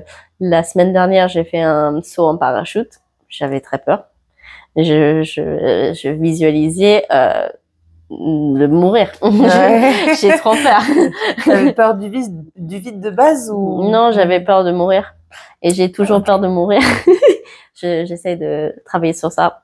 Donc ça, c'était un peu, mais c'était un peu au final Mais c'est de confronter mes peurs. Ouais, exactement. C'est ça. C'est d'aller, de dire, bah là, de faire le raccourci de saut en parachute égale mourir. Donc, et bah, j'y vais. Let's go. Yeah. C'est soit je laisse la peur contrôler ma vie ou je fonce dedans. Et j'ai fait ça avec pas mal de choses dans ma vie adulte. Mais j'ai d'autres trucs à traverser et toujours. Mais puis après, au final, tu te nourris de ça, quoi. Enfin, t'as traversé ça, puis tu gagnes tellement confiance pour les autres épreuves. Tu sais que ça va aller. Ouais. Ça va aller. Parce que, tu dois avoir peut-être même plus confiance en la vie en général quand tu traverses. C'est ce genre de choses, traverses avec cette mentalité. Ouais. You try. C'est sûr que ça fait peur. Je suis pas quelqu'un de confiance tout de suite. Hein. Qu'il l'est, je pense, au final. Je pense que personne n'arrive en disant le truc qui te fait le plus peur, tu vas pas être là. Yeah, let's do it. Si, de façade pour essayer de te donner la force. Mais bon, dans le fond... It's horrible. You're like, what am I doing here? Mais du coup, tu t'es fait d'autres blessures, ce que tu disais tout à l'heure. Yes. Qu'est-ce qui s'est passé? J'ai encore un esprit de grand-mère, I'm telling you. Tu m'as dit l'esprit, je savais pas le corps. Le corps aussi. C'est l'ensemble. Voilà. Non, j'avais une blessure de cheville il y a 2 ans. Et ça m'a pris 1 an et demi de vraiment récupérer de ça. Ça, c'était un vrai épreuve parce que aussi, j'avais peur de prendre beaucoup de poids. J'étais en béquille. Je pouvais pas pratiquer le sport. Je pouvais pas coacher. Donc, même, j'ai parlé avec mes managers à Google, Axos, et heureusement, ils étaient très cool avec moi. J'ai pas été en arrêt maladie. Parce que je leur ai dit, c'est pas possible. Je peux pas rester chez moi pendant 2 mois, 3 mois. Donc, ils m'ont dit, c'est OK, pas de souci, tu viens, tu fais de l'admin, tu fais les consultations, tu fais ce que tu peux. Et ça, c'était très cool de leur part parce que ça m'a permis d'avoir une rythme avec ma blessure. Même si j'avais des journées où je pleurais parce que j'étais en train de rentrer et il y a mon béquille qui glisse parce qu'il pleuvait. Tu vois, des trucs comme ça, tout bête, mais c'était horrible. C'était compliqué. Plus le contrôle, quoi. Mais mieux que d'être chez moi. Donc, j'avais ça. Après, mes problèmes de dos, tout le temps. Ça, ça fait partie de ma vie. Ouais, au final, c'est quotidien. Ouais. Et je vois que cette blessure de dos m'affecte dans toute la vie. Genre, je vais pas au cinéma parce que pour être assise pendant 2 heures, pas possible. Mais d'ailleurs, là, ça va. Je bouge dans tous les sens. Donc ça va. Mais je vais pas au cinéma, je vais pas aller au parc Astérix parce que ça fait mal, ça fait trop mal d'être debout pendant des heures. Il faut tout le temps debout, assise. Je marche vite, ça m'aide. Mais en ce moment, j'ai des problèmes de genoux, je sais pas pourquoi. J'ai des problèmes de d'épaule. Donc, c'est un peu tout de mon corps. Et donc, avec mon training en ce moment, c'est fais les choses qui te fait pas mal. Ok. Voilà. C'est comme ça que... Mais c'est frustrant, en vrai. Je vois des filles qui font des entraînements qui ont... J'ai l'impression ils ont pas mal. Elles ont pas mal. Et je suis jalouse. Pas dans un mauvais sens. I'm just like, I would love to just go train et de pas penser à ça. Oui, de pouvoir vraiment kiffer ton entraînement en disant... Ça fait longtemps. Ça fait longtemps que j'ai kiffé vraiment un entraînement sans penser aux douleurs. Ça j'avoue que... Mais c'est là où je me pose la question, qu'est-ce qu'il faut changer dans la vie? Est-ce que c'est l'alimentation? Est-ce que c'est mode de vie? Est-ce que c'est mes entraînements? Il faut changer, et, il faut évoluer. Peut-être ce qui marchait avant marche plus maintenant. Donc, c'est ce qu'on disait au final, c'est toujours en mouvement, c'est trouver, rééquilibrer quoi, réadapter, bouger mais c'est pas facile, ça demande beaucoup de remise en question aussi, donc et d'acceptation, je pense, quand t'as une façon de t'entraîner, que tu kiffes et tout, et que tu dis, bah là, non. Et forcément, aussi, mon corps a changé un petit peu, et je suis pas à 100% à l'aise avec mon corps maintenant, tout de suite. Mais j'essaie de travailler sur ça, de dire c'est ok, ça fait partie de la vie, c'est une phase. Et tu vois, comme on a tendance à se mettre tout de suite des raccourcis là, en disant tu vas revoir sur mon alimentation et tout ça. Mais moi, par exemple, quand j'ai préparé le marathon, j'avais des périostites. Et le classique. Déjà, bravo, parce que ça, c'est incroyable. Non, merci, je pourrais pas. Mais je trouve ça incroyable. Mais c'est tout. C'est toujours ce qu'on se dit, je pourrais pas avant de se lancer. Non, je pourrais pas. Non. C'est pour toi. Pas pour moi. Parce que pareil, je commençais en me disant, je vais pas être capable et tout. Tu commences 5 km, 10 km et puis ainsi de suite. Moi, pour moi, 10 km, c'est mon max. T'as fait en plus 10 km? I did. Oui, 2 fois. Tu vois? 2 fois. La première fois, j'ai fait il y a 3-4 ans et mon temps il était horrible, mais j'étais pas du tout entraînée. En plus. Pas du tout entraînée. Et c'était quand j'étais un peu plus lourde, c'était en sortant de la déprime. Et j'ai fait en 1h05. Ma pote était en mode, mais t'as marché ou quoi? Et j'ai dit, surtout que 1h05, c'est pas, c'est loin d'être une catastrophe du tout. Mon record sur 10 km, c'est 57, je crois, 30, donc bon. See, and so that was a couple years ago. J'étais pas du tout entraînée, pas en forme et tout. Et puis, l'année dernière, je l'ai fait en 55 minutes. Et le truc qui était incroyable, c'est que mon goal, c'était 55 minutes et mon temps, c'était 55-55. Waouh! J'ai pleuré. Tu m'étonnes. Vraiment, j'étais en mode, l'univers, je t'entends. Non, mais vraiment, c'est ouf. J'ai vu le temps, j'ai vraiment pleuré à la fin, j'étais en mode, c'est incroyable. C'est vraiment, j'ai réussi mon goal et tout. C'est génial. Par rapport à 1h05 en plus avant. Ouais, mais 1h05, j'ai pas fait d'effort. Sur mon prépa, j'ai pas. Franchement, du coup, pour une prépa, pas préparée, justement, 1h05, c'est bien. Ça marchait dans la violence. I didn't. My only goal was de pas marcher, j'ai pas marché, donc. Mais j'avais trop mal au corps. Je sais pas. C'était juste dans le sens où pendant la prépa, du coup, périostite, c'est le genre de truc où aussi tu peux vite te faire avoir par ton esprit, te dire ouais mais c'est à cause, comme moi je suis plus lourde et tout ça, c'est à cause de mon poids, ça tape plus et tout. Alors que pas forcément, enfin ça peut arriver à tout le monde, la périostite, que tu sois comme ça ou un peu plus bulk. Donc c'est ce que tu te racontes aussi quoi. Et il faut juste aller dans l'action de comment soigner ça. Ouais, moi tu vois, au final envoyer un kiné, c'était au niveau moyen fessier où il y avait un peu de faiblesse au final.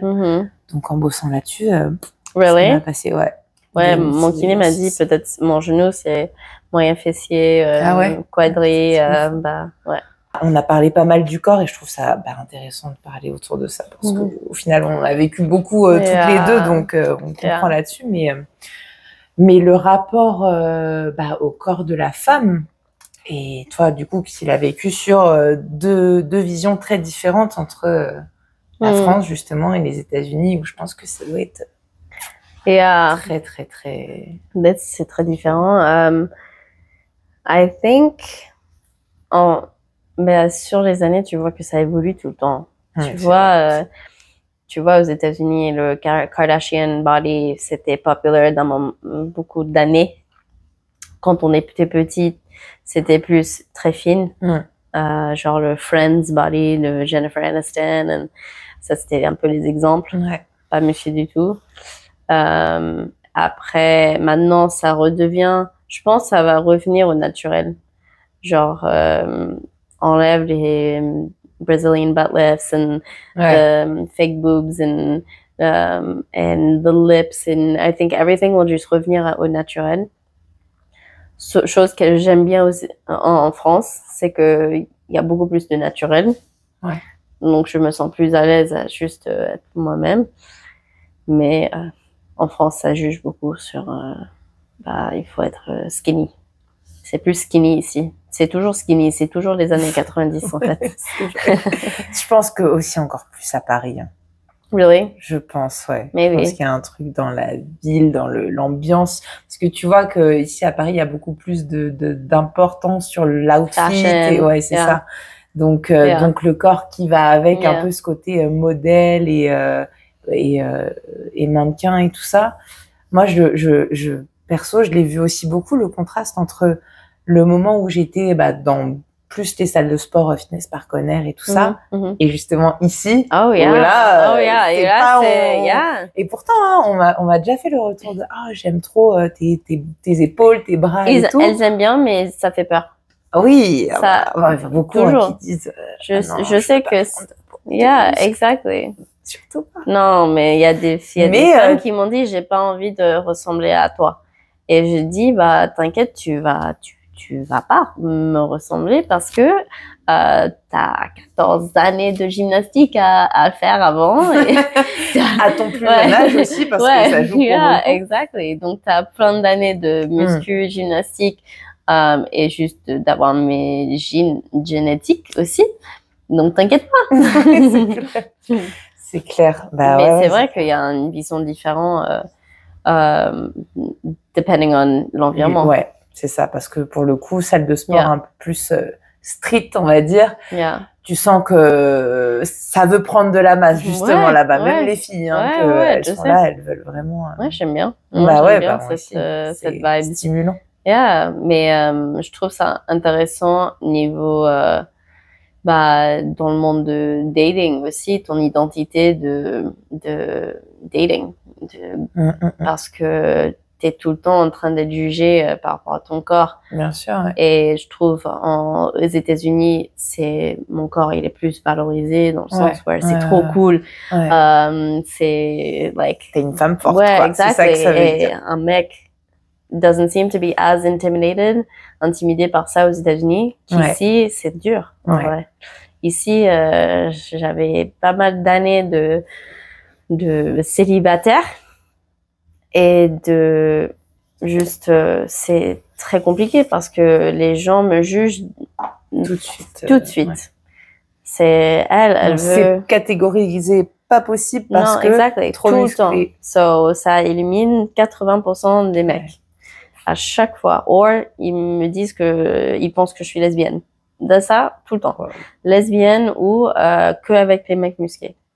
Et je trouve dating très dur parce que je suis quelqu'un qui aime l'âme des gens. Vraiment, I like... oui, tu vas pas matcher sur un physique, mais... C'est pour ça, les dating apps, pour moi, c'était très dur parce que mes plus beaux connexions, c'était avec des gens, pas parce que leur corps, les mecs, pas parce que leur corps. C'était leur cerveau, la connexion, c'était jamais par rapport au corps. Et je déteste quand les gens me mettent dans cette case elle veut qu'un mec musclé. Ça, je trouve ça dommage. Donc j'espère que ça change sur le temps. Mais je pense aussi que c'est lié, il y a beaucoup de femmes dans notre métier qui s'identifient vraiment comme ça, que je veux qu'un mec musclé, je veux ça c'est l'extrême qu'on parlait avant. Il y a l'extrême maintenant en France où il y a des femmes qui ressemblent un peu à mon physique, qui sont dans l'extrême. Je parle que de la muscu, c'est leur vie. Et pour moi, c'est pas ma vie, c'est balance, c'est ma vie. Mais je pense qu'après aussi, par rapport à ça, à cette image de toujours être un peu comme ça, c'est tous les clichés qui nous ont nourris, hein, ce truc de une femme, enfin un homme doit être plus grand qu'une femme, et qui du coup nous a orientés, pareil, dans nos choix même pas conscients, je pense, de personnes avec qui on va être attiré ou pas. Et pareil pour justement le côté muscu, quoi. Je pense que au final, c'est parce qu'on n'a jamais vu, ou pas beaucoup, de nanas plus musclées que leur mec qu'on dit non, c'est pas normal. Parce qu'on l'a jamais vu, effectivement, vu qu'on nous le montre pas. Ouais, je suis tout le temps mettre dans des cases. Et ça, c'est un truc que je comprends pas. Et on en parle en thérapie. Parce que vraiment, c'est un truc que je comprends pas. Et je me dis, est-ce que c'est mon métier? Est-ce que c'est parce que j'ai l'impression et je pense que je suis assez agréable et ouvert et accueillante dans mon esprit. Et donc, je me demande pourquoi les gens me mettent dans les cases de, non, elle est pas pour nous, pas pour moi. Je sais pas, c'est un truc que je traverse. Ouais, je pense qu'il y a beaucoup. Mon corps. Non, je pense que c'est même pas ça. Enfin, si je me mets à la place d'un mec qui se dit ça, qui va te catégoriser en disant c'est pas pour moi, je pense que c'est beaucoup et puis le regard des autres, tu sais, de potentialiser le fait, ok, je vais être avec elle, mais du coup, qu'est-ce que les autres vont dire, tu vois? Moi, je suis pas aussi musclée qu'elle, donc au final, après, c'est sa propre place. Dans le couple, c'est ça. Mais c'est compliqué. Après, ça veut dire que c'est pas à toi de faire le travail, mais à tout le monde. À tout le monde de faire le travail, parce que c'est fou. Mais c'est compliqué. Et puis à vivre, je pense que c'est pas facile aussi. Non. Heureusement, je suis dans l'acceptation de mon corps, parce que sinon, ça serait très compliqué à traverser, je pense. À voir la suite. Et pour alors presque conclure,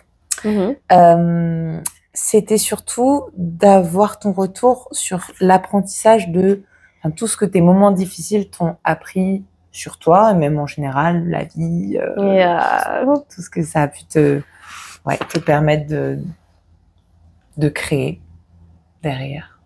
Le truc qui vient en tête, c'est que tout ce que j'ai traversé de compliqué, dur, whatever, ça m'a mis le chemin de maintenant, de où je suis maintenant.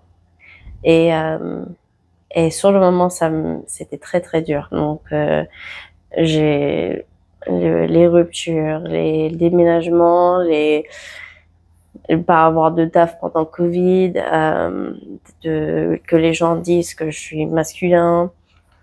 Ça m'a formé d'être moi-même maintenant. Et I wouldn't trade anything for that. Like, j'aime qui je suis maintenant, à 30 ans, comparé aux 25, aux 21 ou 19 ans ou 15 ans.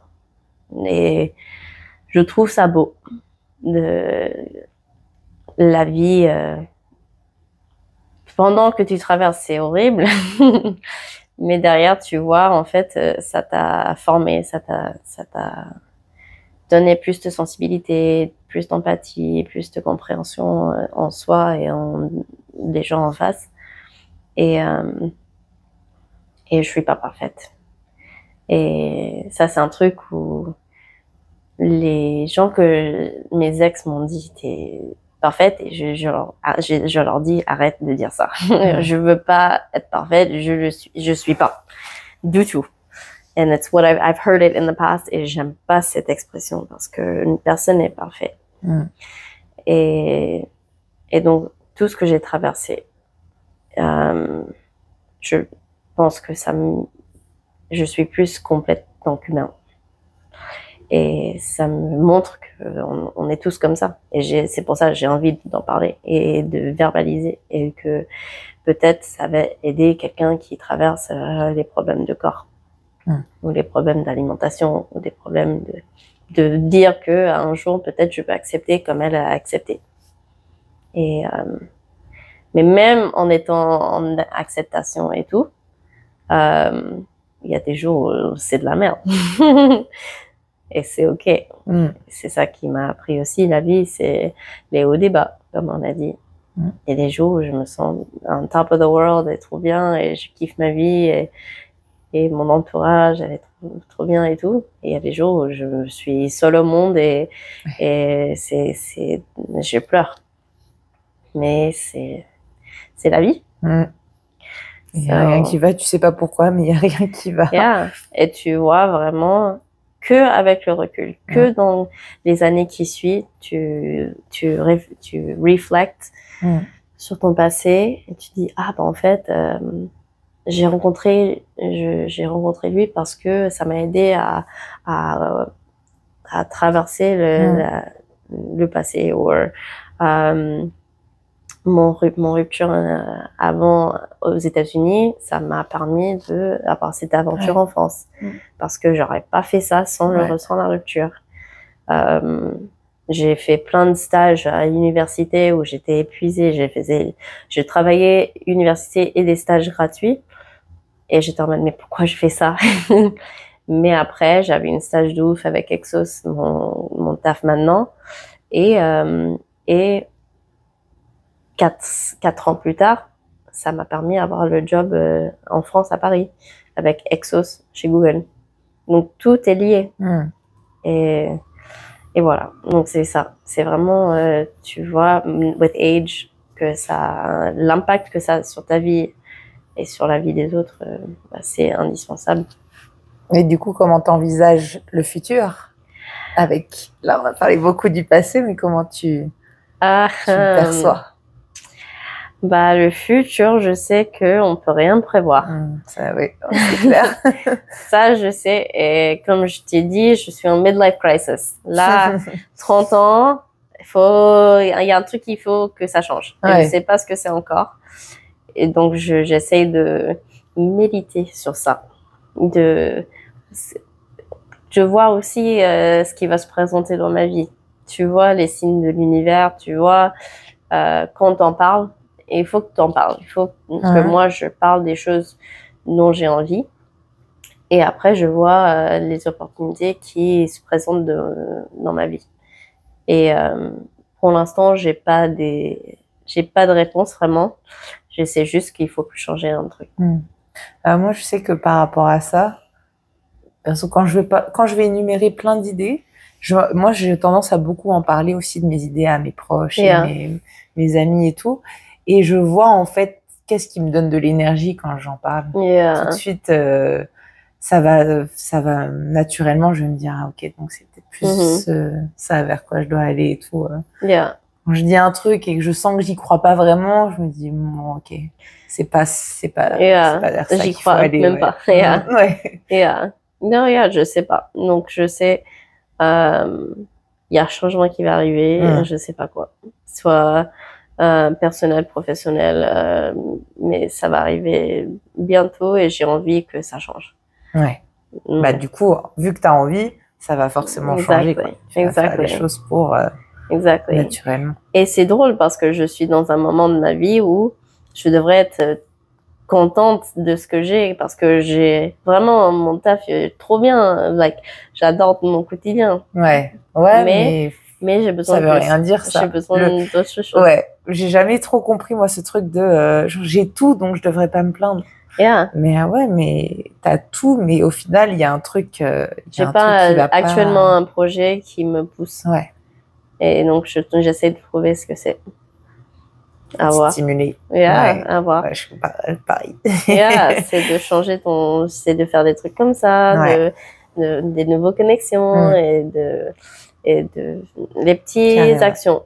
Grave. Et du coup, pour finir, est-ce que toi, déjà, tu aurais, par exemple, des lectures qui t'ont inspiré ou que ce soit des podcasts, des films, des choses qui t'ont vraiment inspiré, justement, dans des moments pas forcément faciles de ta vie ou même actuellement? Inspiré. Aider. Je sais. J'ai un podcast que j'aime écouter parce que c'est vraiment girl talk It's called Call Her Daddy. Call Her Daddy? Yeah. Okay. Have you heard of it? Non. Non, c'est trop bien parce que it's very much like women empowerment. Et ça a commencé, the host of the podcast, elle était très sex-friendly, sex-positif. Elle parlait de tout, mais genre de tout. Too much, too much, okay? Mais pas too much. Mais c'était one of its kind. Et now, elle est le plus grosse female podcaster. Elle est vraiment très successful.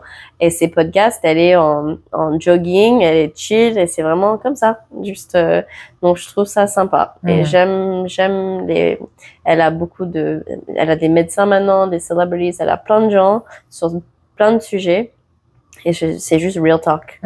Et j'aime ça. Après, j'aime bien lire les personal development books, mais j'ai pas une en ce moment où je suis très passionnée sur ça. Là, en ce moment, je suis juste reflection. Let it go. Ouais. Yeah, reflection, create nouvelles connexions, et me nourrir des gens autour de moi et de moi-même. C'est pas forcément un podcast ou un livre en ce moment. C'est une Mais il y a des globalité. phases où, yeah, exactly. Et plus dans la vraie vie, dans un sens, au final. Là, Yeah. Bah, c'était trop bien de te parler, Jess. Belle rencontre et puis un parcours incroyable. Oh, thank you. Riche de plein de choses. Donc, I hope we can do it again. Oui, avec grand plaisir. J'ai l'impression que je t'ai posé la moitié de ce que je... I know. Non, même pas, mais... On est parti dans tous les sens. C'est ça. En fait, je suis désolée. Non, c'est ce que j'espère que il faut dire au début, prends ton café, installe-toi bien, parce qu'on est là pour le longue durée, là. Oui, c'est clair. Posez-vous tranquillement. Bon, ça faudra le dire plutôt au début. Yeah. On va faire un petit on va déporter au début. On se pose tranquille, on prend le temps, on est bien, on est chill. Ouais, literally. Petit café, bah moi je l'ai fini. Yes. Mais ouais, non, mais merci beaucoup, vraiment, c'était trop cool de parler avec toi et hopefully we can do it again. Oui, avec grand plaisir. Merci beaucoup. Et à bientôt. Bye guys.